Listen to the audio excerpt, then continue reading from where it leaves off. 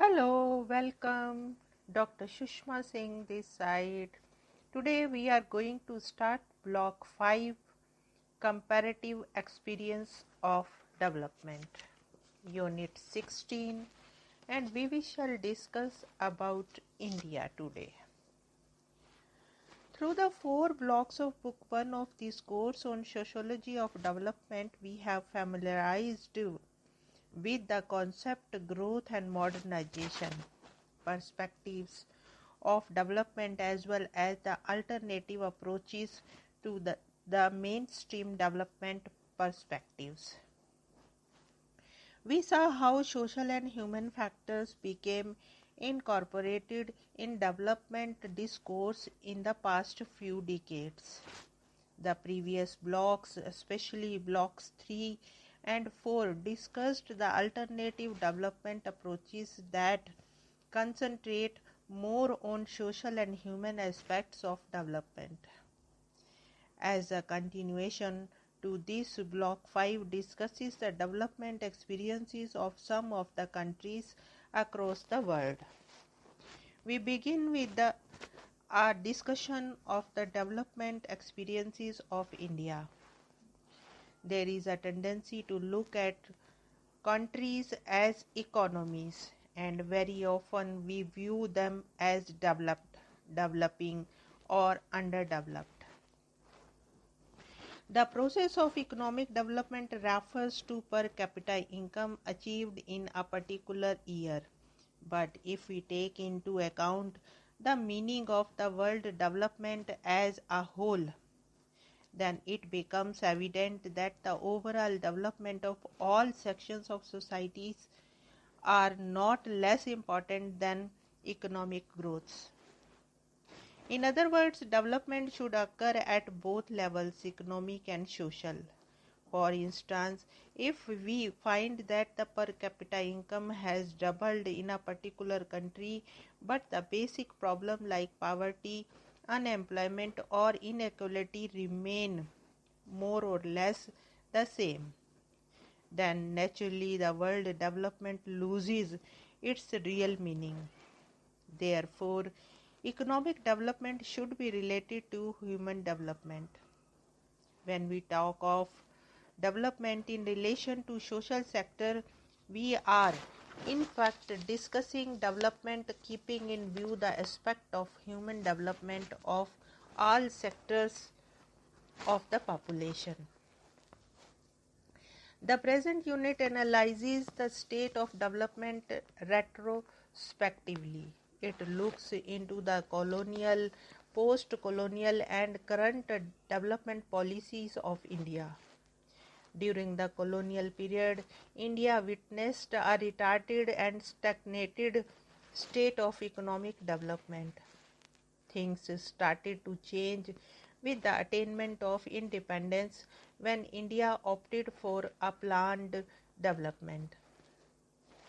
With the accelerated pace of globalization and large role of international organizations such as the World Bank and IMF in the national polity, there has been a major shift in policies towards liberalization and privatization of the economy, which in turn left its implication on other avenues of society.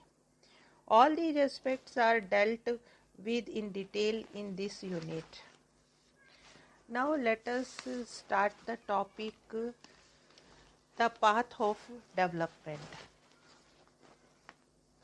The path to be followed for development of any society cannot be easily determined, and it requires a great deal of planning before deciding on that.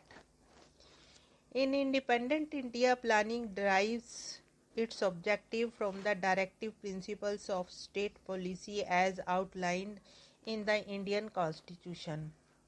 It says the state shall strive to promote the welfare of people by securing and protecting and effectively as it may a social order in which justice, social, economic and political shall inform all the institutions of national life.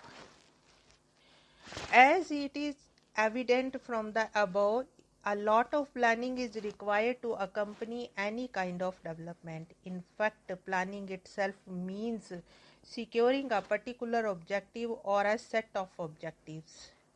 In the context of development, the sphere of planning is economic as well as social.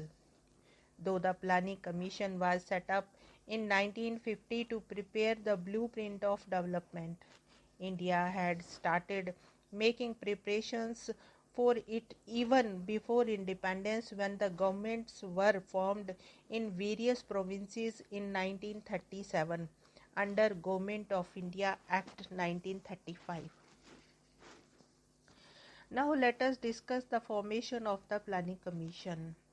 During the freedom struggle, a national planning committee was constituted by the Congress with Jawaharlal Nehru as chairman, with 29 subcommittees to work on different areas. The committee recommended to the state to play a vital role in the development of infrastructure and in the setting up of the basic industries under its aegis, to promote the growth of cottage and village industries under protection, and to abolish all intermediary interest in land with a view to unleashing the forces of growth.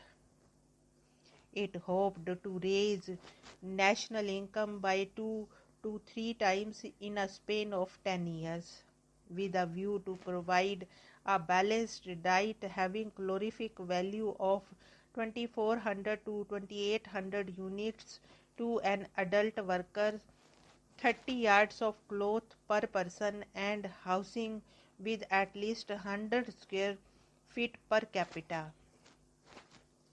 Industrialization with emphasis on promotion of heavy engineering and machine making industries, electric power and scientific research institutes, accommodation of cottage and small scale industries, the dominant role of the state and of public sector in industrial development, and national self-sufficiency to the extent possible were held out as the major focal points of the policy.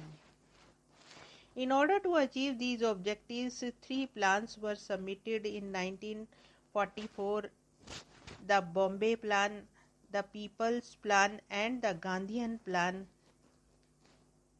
At the same time, a number of sectoral plans and plans for education and health were also prepared.